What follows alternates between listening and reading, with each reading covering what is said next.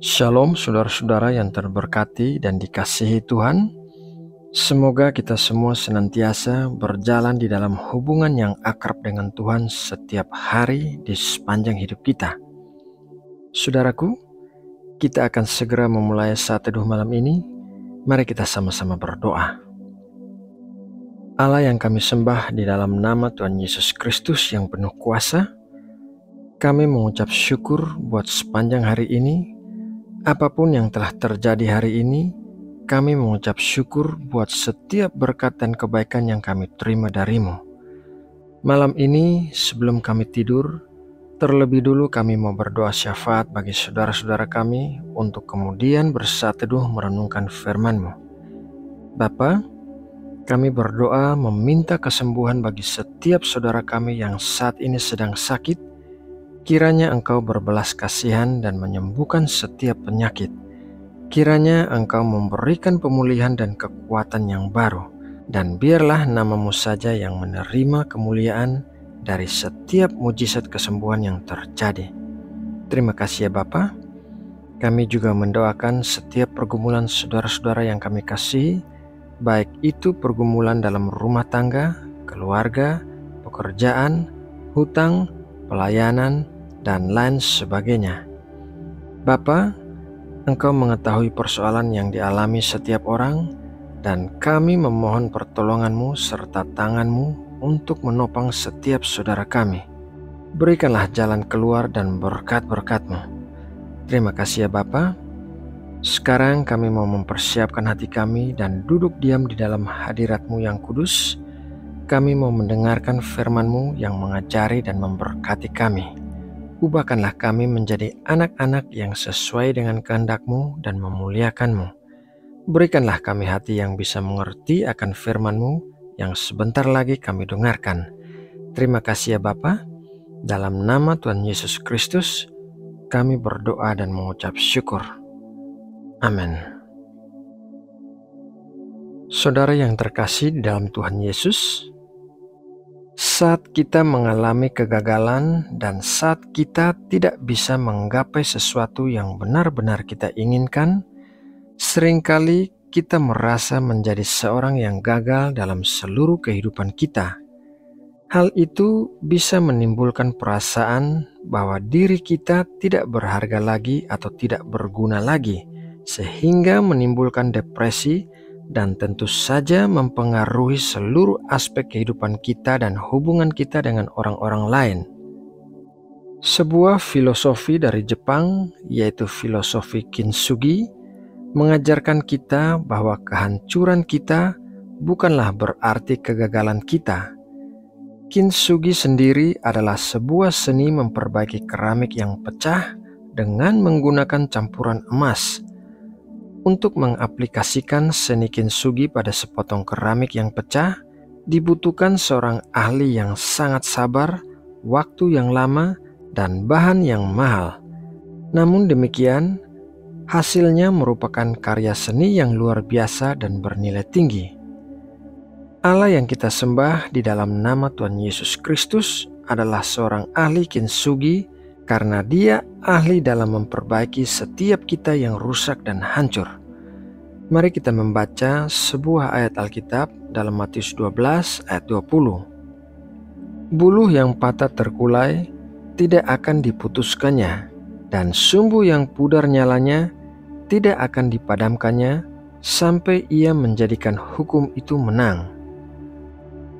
Serusak dan sehancur apapun diri kita, Allah mengambil setiap serpihan dan merekatkannya kembali dengan menggunakan campuran emas yang berharga. Allah memiliki kesabaran yang luar biasa untuk memproses setiap serpihan sampai menghasilkan sebuah karya seni yang luar biasa.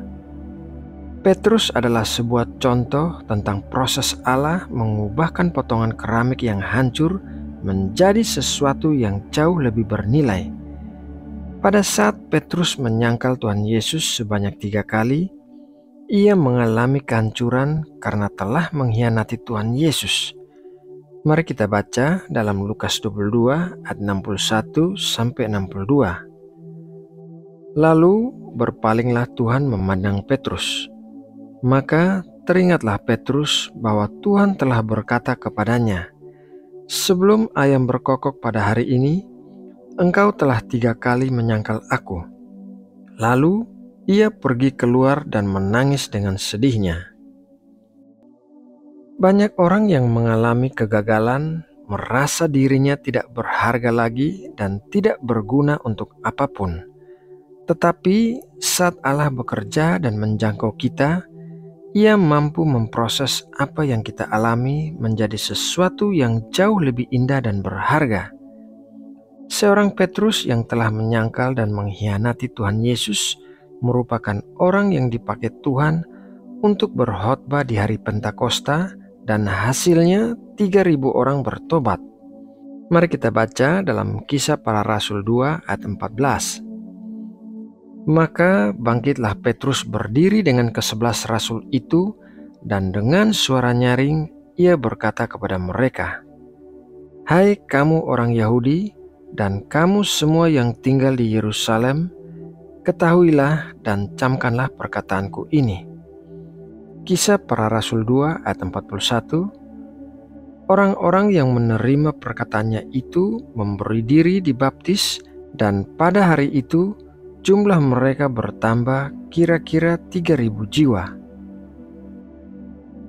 Saudara yang terkasih di dalam Kristus, apabila Allah bisa mengubahkan orang-orang yang hancur menjadi orang-orang yang luar biasa, maka Allah juga bisa mengubahkan kehancuran kita menjadi suatu hal yang indah. Selama kita masih memiliki keinginan untuk bisa dipulihkan oleh Allah, maka kita masih memiliki pengharapan. Kita tidak boleh berputus asa dengan kegagalan-kegagalan yang kita alami. Beberapa kegagalan tidak menjadikan kita sebagai orang-orang yang gagal, karena kita memiliki Allah Sang Ahli Kintsugi, dan Dia akan mengambil setiap serpihan kegagalan dan kehancuran kita, mencampurnya dengan emas, dan membuat kita menjadi jauh lebih berharga dibandingkan sebelumnya. Nah, saudaraku yang terkasih, demikianlah renungan firman Tuhan malam ini. Semoga renungan ini bisa memberkati dan menguatkan kita semua di dalam iman dan pengharapan kita kepada Allah. Mari kita berdoa untuk menutup renungan malam ini. Bapa kami yang ada di sorga, kami bersyukur telah menerima berkat firman-Mu yang mengajarkan kami untuk tetap memiliki pengharapan di dalam Engkau, bahwa Engkau akan mengubahkan kegagalan atau kehancuran kami menjadi sesuatu yang jauh lebih berharga. Kami percaya setiap proses yang kami alami berada di dalam kedaulatan-Mu. Terima kasih Bapa atas campur tangan-Mu yang penuh kasih di sepanjang hidup kami. Bapa, malam ini saat kami beristirahat, berikanlah kami tidur yang tenang dilingkupi dengan damai sejahtera-Mu. Lindungilah kami dari segala sesuatu yang jahat, dan pulihkanlah kekuatan kami agar kami dapat bangun besok pagi dan melakukan pekerjaan yang memuliakan nama-Mu. Kami membawa juga bangsa dan negara kami tercinta ke hadapan-Mu. Kami berdoa memohon damai sejahtera dan keamanan bagi Indonesia. Kiranya kasih dan kuasa-Mu senantiasa menaungi negeri kami dan membuat negeri kami menjadi semakin kuat dan makmur. Terima kasih Bapa, dalam nama Tuhan Yesus Kristus kami berdoa dan mengucap syukur. Amin.